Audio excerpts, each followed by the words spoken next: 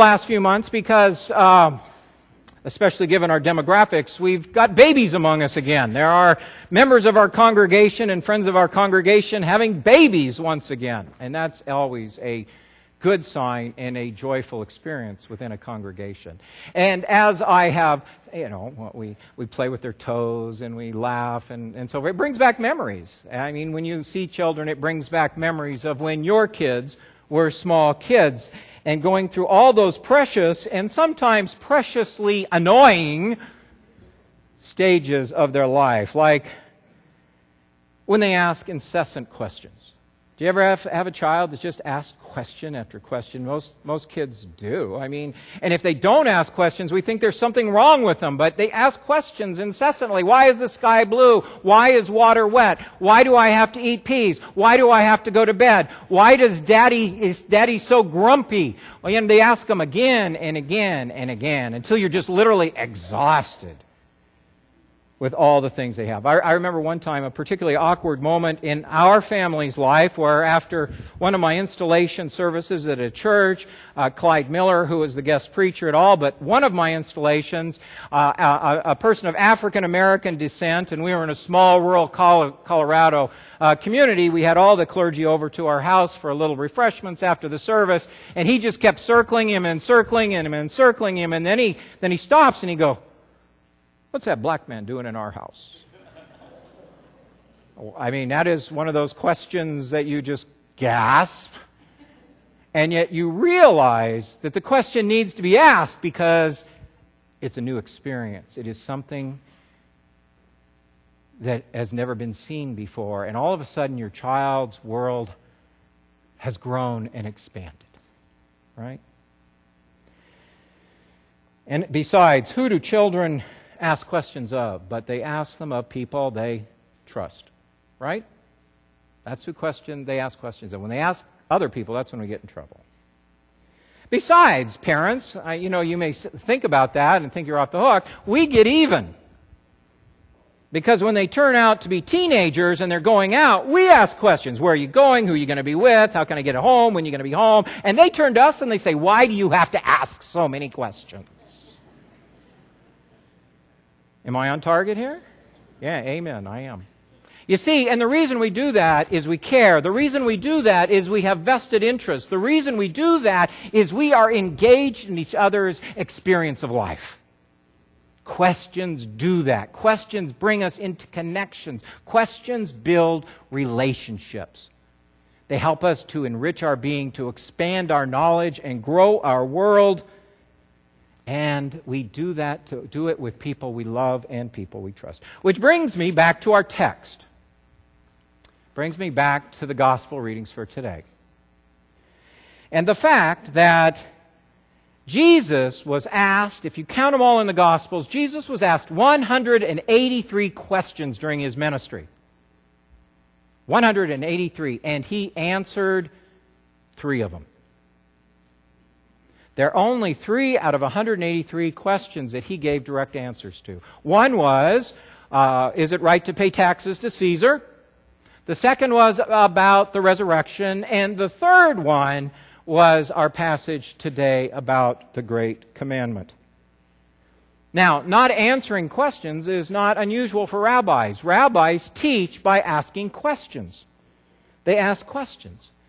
But when I think about this, the fact that Jesus answered such a small percentage of questions is really very liberating to me, because if Jesus doesn't give the answers, then I don't always have to have the answers, and I don't always have to give the answers, and maybe we shouldn't always be seeking clear answers.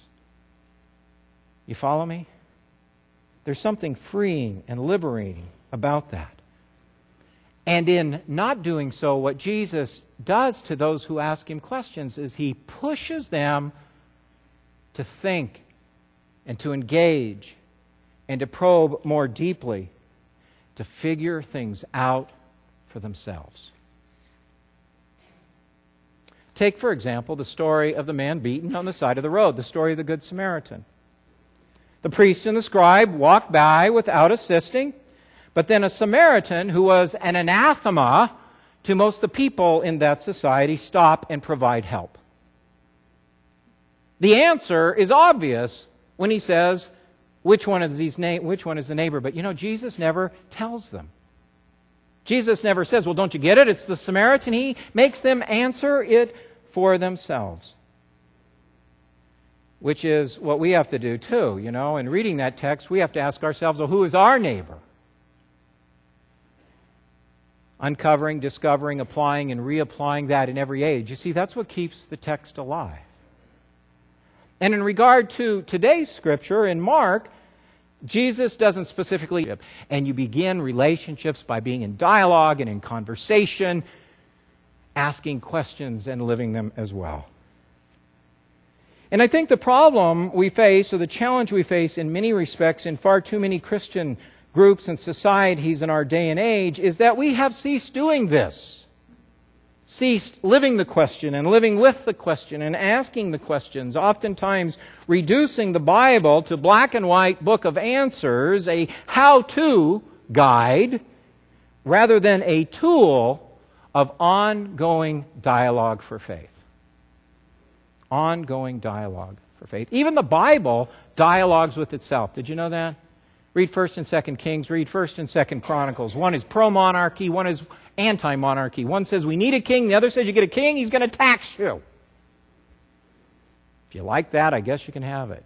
But it's a dialogue between two theological perspectives. The Bible encourages us to dialogue of faith in light of a very complex and evolving challenges of our age. In Jesus' day, they did not have nuclear power nor nuclear threats. They did not have microsurgery, stem cell research, global warming. These were not issues. Maybe they were, but they were not issues that were talked about and known in the times. And so the question is, does that make the Bible irrelevant? Or does it require us to probe deeper regarding how we use our expanded wisdom in light of having a just and ethical faith? Likewise, there were no DNA studies. DNA studies reveal, contrary to what they originally thought when they started, that when you get down to the fundamentals of DNA, we are all 99.9% the same. We are all pretty much the same. Which puts a stamp of ridiculous on a pseudo-scientific theology of about 150 years ago, which was labeled Negroidism, where they tried to prove inherent differences and superiority of races, which we know that's ridiculous, but at the time, that was it. And if they quit asking questions and seeking more questions, that would still be it. Similarly, about the same time, Christopher Miners came up with one of the first studies of sexual behavior. He called it, this is creative, sexology. And he determined that most races got sex wrong. I'm not sure what that means. Most races got sex wrong. But that white European people got it right.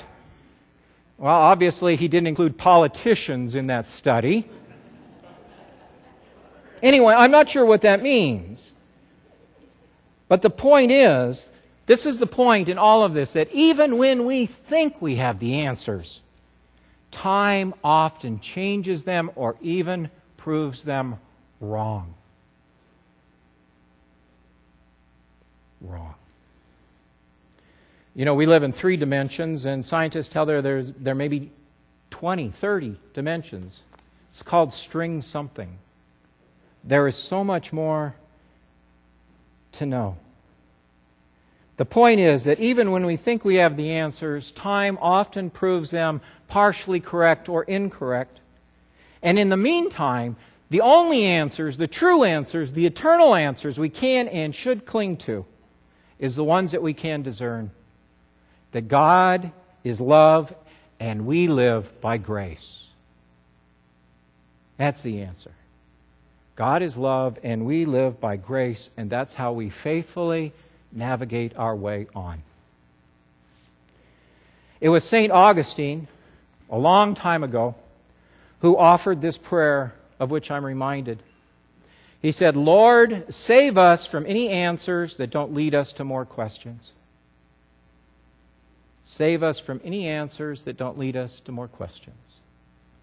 And it was a Greek Orthodox theologian who once penned, "It is not the task of Christianity to provide easy answers to every question, but to make us progressively aware of a mystery. For God is not so much the object of our knowledge as the cause of our wonder." Wow. Leonard Sweet, an homiletics preacher at Drew University, comes out of the evangelical tradition. He talks about, he coins the word numinauts. Have you ever heard that? Numinauts? He says we have astronauts who go out and explore the stars. We have cosmonauts who explore and try to discover and ask questions about the cosmos. He said what Christians are called to be is numinauts.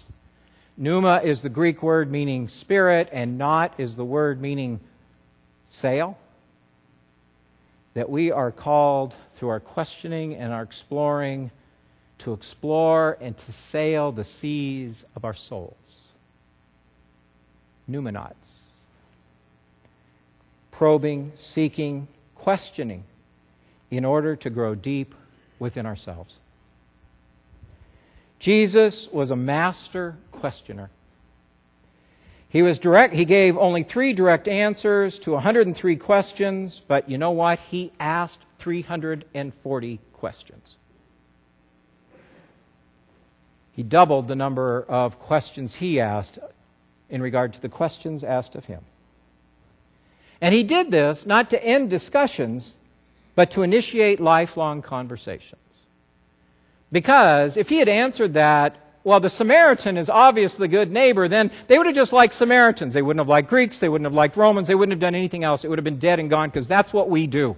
Give me an answer. I'll live by that. I don't have to work anymore. He doesn't do that. He said you have to figure that one out for yourself. Because he says it's a lifelong experience. And I am the experience because if you really want the answer, it's me. Because I am the way, the truth, and the life. He says, if you want an answer, look at me. That's where it's at. See how I treated people, how I cared for people, how I embraced people, how I touched the unclean and healed the unhealthy, how I was willing to die, not for just one, but for all. Look at me, you'll find your answer. You've just got to figure out what I mean for yourself. And whether your questions regarding life, grace, character, and faith are once and done, or whether you choose to ask again and again and again, that you too might grow. So I want to end today and leave you as Steve Jobs used to end many of his presentations in the corporate world. He always ended them by saying, just one more thing. I have one more thing. And in the vein of a good rabbi or teacher or prophet, I leave you with a question or two. How will you choose to live?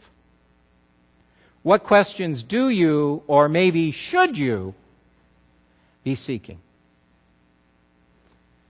What now, having heard this,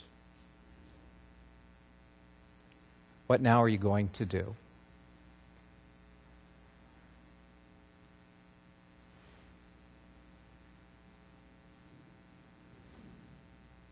Amen.